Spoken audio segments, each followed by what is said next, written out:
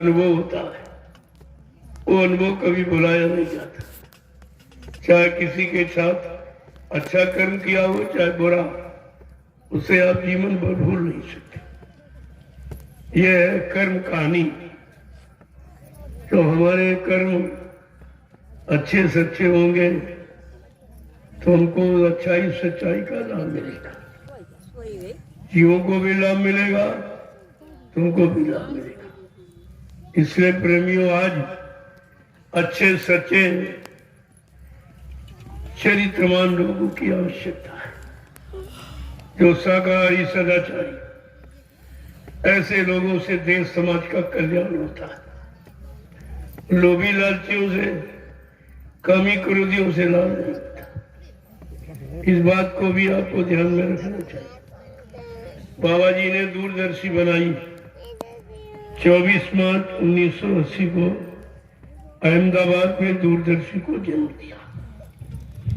उसका राष्ट्रीय अधिवेशन हरियाणा प्रांत के करनाल जिले की रंगशाला पार्क में 7, 8, 9 फरवरी को यह सम्मेलन संपन्न किया और कहा, मैंने दूरदर्शी को आशीर्वाद दे दिया। ये फलेगी फूलेगी, लेकिन तुम दूरदर्शी का महाप्रसाद हिंदुस्तान के समस्त विभागों के कर्मचारी अधिकारियों के पास पहुंचा देना। हमने आपने प्रसाद भी पहुंचाया और हम ही आप भूल गए। अभी प्रसाद का असर कुछ हुआ नहीं, क्योंकि वो परिवर्तन होगा तब वो प्रसाद काम करेगा। ऐसे नहीं, जैसे धरती में बीज बहुत से पड़े हैं लेकिन नहीं वो अंकुरण हो रहा। जब भारी बारिश होगी उसके बाद उनमें अंकुरण होता है। जब सत्संग की वर्षा होगी तब उनमें अंकुरण होगा और अंकुरण से पौधा बनेगा और पौधे से फल और छाया हमें आपको मिलेगी। इस बात का भी गौर ख्याल आपको रखना चाहिए। प्रसाद आपने बांटा है और आप ही भूल गए। प्रसाद की महिमा क्या है, क्या होती है, सब भूल गया। तो कहने का मतलब, जब दूरदर्शी बनाई, कहा बच्चा दूरदर्शी नहीं राजनीति, गुरु को पाने की है एक नीति। ये गुरु तक पहुंचने का रास्ता है, ये राजनीति नहीं। इसमें 12 आने व्यवस्था है, 4 आने व्यवस्था है और 12 आने अध्यात्म है। दूरदर्शी में भी 4 आने केवल व्यवस्था और 12 आने अध्यात्म। वो व्यवस्था क्या है?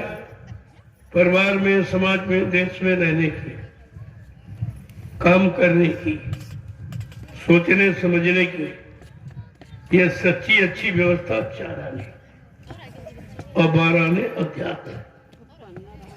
लेकिन संत महापुरुषों के इशारों को कौन समझेगा? ये इशारे उनके कितने सार गर्भित थे, कितने मतलब यानी ये महत्वपूर्ण है, हम कैसे उनको समझेंगे? कहते कि संत वचन अटपटे जिनो कोय, और जो झटपट रखे तो चटपट दर्शन। कि दर्शन हमारी नासमझी के कारण नहीं हो रहा, हमारी अज्ञानता भूल भ्रम के कारण नहीं हो रहा। हमारे लोग लालच, काम, क्रोध, इन शत्रुओं के कारण हमारा दर्शन बहुत दूर है भी। हम विजय इन पर कैसे पाएंगे? जब तक विजय नहीं मिलेगी तब तक कुछ नहीं। तो कहा, तुम नाम की कमाई करो। जब नाम की कमाई करोगे और जीवात्मा जगने लगेगी तो काम, क्रोध, लोभ, मोह छोड़ भागे मैदान, ये सब छोड़ के भाग जाएगी। ये दिखाई नहीं देंगे। सच्चे साधक के आगे ये टिक नहीं सकते। इसीलिए देश को साधक की जरूरत है। साधक माने जिसने तन मन वचन इंद्रियों को साध लिया, जो शाकाहारी सदाचारी ब्रह्मचारी ऐसे को साधक कहते हैं। और तुमने अभी कहीं साधा नहीं कुछ, तुम तो काम क्रोध लोभ मोह पकड़े बैठे हो। ये साधना में बाधक है, इनको छोड़ना है और इनकी जगह शील संतोष विनय विवेक ये आपको पकड़ना, ये छोड़ना ये पकड़ना। अगर ये काम आप सीख ले तो साधना कितनी सरल है। लेकिन सरल जब होगी जब गुरु वचनों को अपने अंदर जगह दोगे। ये गुरु वचन ही आपको बचाएंगे काम क्रोध लोभ मोह अहंकार से। और जिसने गुरु को ही छोड़ दिया और ये कह दिया गुरु चले गए कभी नहीं आएंगे, तो उनका तो ये काम कभी हो ही नहीं सकता। जब ये काम होगा नहीं तो जीवात्मा कभी जगेगी नहीं, परमात्मा से कभी मिलेगी नहीं। इनको तो कितने जन्म अभी और लेने पड़ेंगे। जो इन्होंने ये काम किया है या आप भी ये काम कर रहे हैं, तो इनको कितने जन्म अभी लेने पड़ेंगे। पहली बात तो गुरु का अपराध ये कोई माफ नहीं कर सकता। किसी की ताकत नहीं है कि गुरु के जीव कोई संभाल सके सुधार सके। वो तो वही करेंगे जिनका काम है, जिन्होंने आपको पकड़ा है, नाम डोर शब्द डोर से बांधा है, वो आपकी सुरक्षा करेंगे। बाकी उनके जीव की सुरक्षा कोई नहीं कर सकता। तुम दुनिया में कहीं चले जाओ, तुम सोचते हम बहुत दूर चले गए, हम छोड़ दिया गुरु के, लेकिन जिसने पकड़ा है उसकी पकड़ बहुत मजबूत है। सिंह गहन सतगुरु गहन, केला फरे एक बार, तिरिया तेल हमीर चढ़े न दूजी बार। ये दोबारा के लिए नहीं होता, एक ही बार। सतगुरु 7 जन्म तक वैसे पीछा करता। यहाँ जो संतों के बारे में लिखा है कि वो 4 जन्म में जीव को पार करते। एक जन्म गुरु भक्ति, जन्म दूसरे नाम, जन्म तीसरे मुक्ति पथ, चौथे मैंने धाम। 4 जन्मों में धाम पहुंचाने की बात कही। लेकिन आज जो भूमंडल पर समृत मालिक आया, वो कह रहे अगर मेरी बात मान लो और मेरे साथ जुड़ जाओ, केवल तुम पड़े रहो दरबार में धक्का धनी के खाओ, कबहू दीन दयाल के भरक पड़ेगी, का तुम्हारा काम वैसे ही हो जाएगा। लेकिन ये जीव बेचारा इतना भागा कि ये पड़ा भी नहीं रहा और खड़ा भी नहीं रहा। ये सब के सब भाग खड़े, कोई इधर भाग गया, कोई उधर भाग गया, कोई उधर भाग गया। अब इन भगोड़ों को क्या मिलेगा? इन भगोड़ों का काम कौन करे? इन भगोड़ों को कोई चीज स्थायी मिल पाएगी? जब भागते रहेंगे तो लेंगे कब, करेंगे कब और पाएंगे कब? ये सब विचारणीय विषय है, इस पर गंभीरता से विचार करो तो धीरे धीरे आपकी समझ में सब आएगा।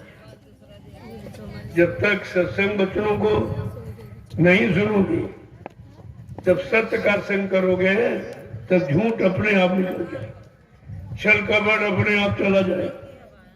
ये सारे भोग धीरे धीरे शांत हो जाएंगे, मन भी शांत हो जाएगा और धीरज से मन को भोगों से हटाकर नाम के योग की साधना में लगाकर इसको जीवात्मा के पास पहुंचा दिया। जीवात्मा अपने इस मन का इंतजार करती, वो तो दोनों आंखों के मध्य भाग में बैठी है और मन नीचे उतर गया, वो इंद्रिय द्वारों में और भोगों की गुलामी करने लगा। गुलामी करते करते अब इतना फंस गया कि वो निकल नहीं। अब निकलना उसकी बस की बात नहीं। जितनी ताकत थी सब भोगों में पानी की तरह नाली में बहा दिया और कुछ नहीं मिला। अब इतना कमजोर हो गया है, संतों के वचनों को सुनता है, कहता भोग वासना मुझ में भरी, मुझसे सत्संग क्यों न जाए। इतनी बहुत वासनाएं मेरे में भर गई हैं, तो हमसे भजन और सत्संग और सेवा कुछ नहीं हो रही, हम कुछ नहीं कर पा रहे। ऐसी दया कृपा मेहरबानी हो जाए कि आप मन को ठीक हो जाएगा, आपकी सेवा में लग जाएगा। अगर आप दया नहीं करेंगे तो कुछ बिन गुरुदया छुटो नहीं आसे, चाहे कोटिन करो उपाय, करोड़ों उपाय तुम कर डालो, लेकिन बगैर सदगुरु की दया के ये निकल नहीं सकता है, ये भोगों से छुटकारा नहीं पा सकता। लोगों कितना बड़ा काम करने के लिए सृष्टि में आए जो किसी ने किया नहीं, और मुनि को भूल गए, भूल ही नहीं गए, और ये कह रहे वो मर के चले गए। अपने जैसा शरीर वाला, अपनी जैसी मृत्यु यानी समझ कर आपने कितना भारी ये धोखा अपने साथ किया है, तुम्हारी समझ में नहीं आया। जबकि बाबा जी ने खुद कहा, अरे भाई तुम किसी के चक्कर में मत आना, कोई कुछ कहे किसी की बात को मत माना। जबकि स्पष्ट शब्दों ने कहा, ना मुझे कोई मार सकता, मैं गांधी महात्मा की तरह। ये गोली खा के बेचारे चली गए, लेकिन उनकी तरह मैं जाने वाला नहीं हूं। क्यों? मैं अपनी इच्छा से आया, ना मुझे कोई या मार सकता है, ना धोखा दे सकता, ना धन दौलत सामान से खरीद सकता। मैं अपना काम करने आया हूं, काम करके ही जाऊंगा। चाहे उस काम को पूरा करने के लिए अगर जरूरत पड़ी तो इसी शरीर में 400 वर्ष तक रहूंगा और काम करके ही जाऊंगा। इतना बड़ा संकल्प, इतनी बड़ी प्रतिज्ञा और वादा, और जिसको आपने झटके में बुला दिया, आपकी समझ में कुछ नहीं आया। प्रेमियों, ये अवसर मिला है उन्हीं की दया से, ये अवसर मिलने वाला आपको नहीं था कि आपने तो गलती इतनी बड़ी की है जिसकी सजा मिलती, लेकिन दोबारा संभलने का मौका नहीं मिलता। कितने दाता दयालु हैं, कहा नहीं ने एक बार फिर मौका दे दिया जाए इनको। चलो बेचारे अज्ञानी जीव हैं, थोड़े दिन के नामदानी हैं, इन्होंने मेरी बात नहीं समझ पाई है, चलो एक मौका इनको और दिया जाए। तब ये मौका आपको 28 मई 2012 से दिया। इन्होंने जो यानी मतलब खेल खेला, और ये लीला तो मालिक की है, ये किसी इंसान की नहीं है। क्यों? बगैर लीला के कोई इतिहास नहीं। लीला तो सर्वोपरि है, लेकिन सतगुरु की लीला बड़ी निराली अलग। वो हरि नाम की लीला, राम नाम से लीला हुई, कृष्ण नाम से वो तो मार काट हिंसा की लीला थी, बड़ी खून खराबा की लीला थी। लेकिन सदगुरु दाता दयालु की लीला ये बिल्कुल अलग है। ये खूनी क्रांति की नहीं, वैचारिक क्रांति। कहा था वैचारिक क्रांति के द्वारा मैं देश दुनिया में परिवर्तन करके दिखाऊंगा और एक अनोखा इतिहास तुम्हारे सामने कलयुग का बना दूंगा। जो इतिहास बनाने आया, हमारा आपका इतिहास में नाम दर्ज करने, इतिहास का पात्र बनाने आया, हम उसी को कह रहे मर के चला गया। जो तुम्हारा इतिहास बनाने आया, तुम उसका प्रचार करते हो मर के चला गया, तो फिर ये इतिहास कौन बनाएगा? क्या ये किसी के बस की बात है? जहां आप गए उन दोनों से पूछो, क्या तुम कलयुग का इतिहास बना सकते हो? ये पूछिए आप, तो सच्चाई का पता चल जाए कि सत्य क्या, झूठ क्या, असली क्या, नकली क्या। लेकिन तुम प्रश्न ही क्या करोगे जब तुमको गुरु के वचन नहीं मालूम? इसीलिए तुम बोल ब्रह्म में चले गए और गुरु की शरण और चरण से कितनी दूर चले गए। चरणों की कितनी बड़ी महिमा, जिस महिमा का अवसर हमें आपको मिला। महापुरुषों ने बताया है कि मुक्ति संत चरण की दासी, मुक्ति संतों के चरणों में रहती।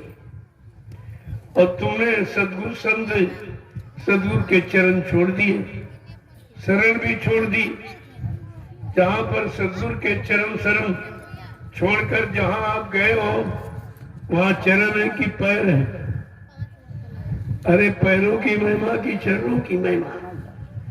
इतनी बात भी तुम्हारी समझ में नहीं आई कि हम चरण छोड़कर जहां जाए वहां तो पैर है। अरे पैर तो घोड़े गधे की भी लगी, क्या पैरों की महिमा है?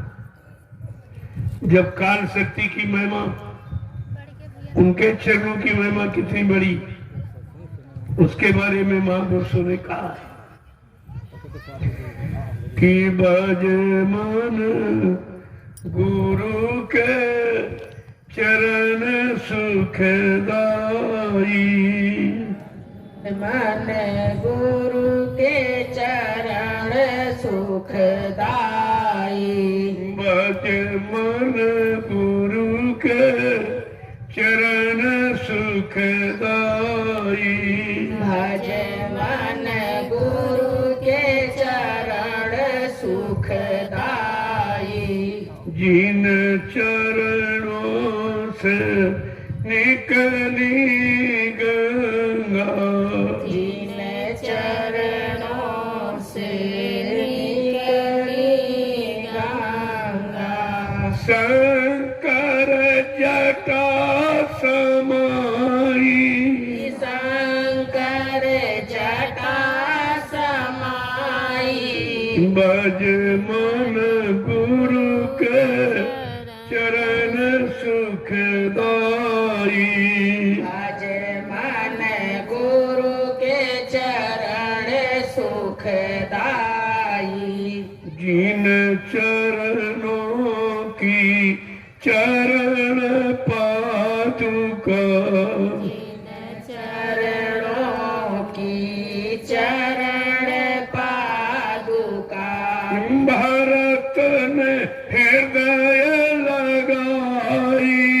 भरत ने हृदय लगाई। बाजू मन गुरु के चरण सुखदाई।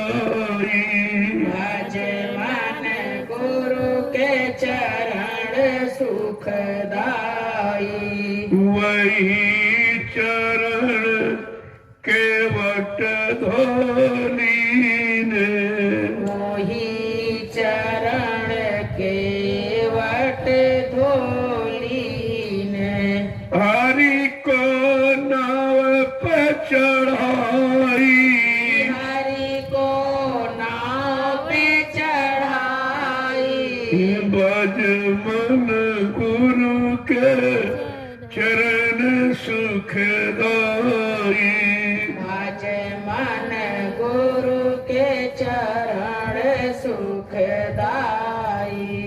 जिन चरणों को नारी अहिल्या, जिन चरणों को नारी अहिल्या। परसी परम गति पाई। परसी परम गति पाई। भजो मन गुरु के चरण सुखदाई। भज मन गुरु के चरण सुखदाई। जिन चरणों को भक्त विभीषण, जिन चरणों को भक्त विभीषण। परसी लंक गढ़ पाई। परसी लंक गढ़ पाई। भज मन गुरु के चरण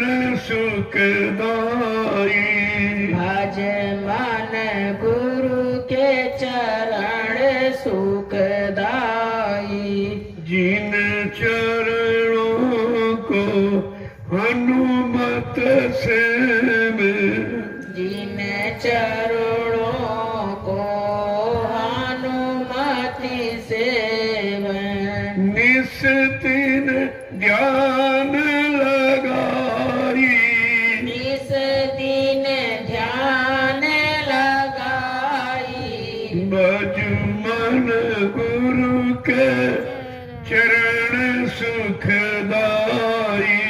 भज मन गुरु के चरण सुखदाई। सतगुरु चरण को जो कोई सेवे, सतगुरु चरण को जो कोई सेवे।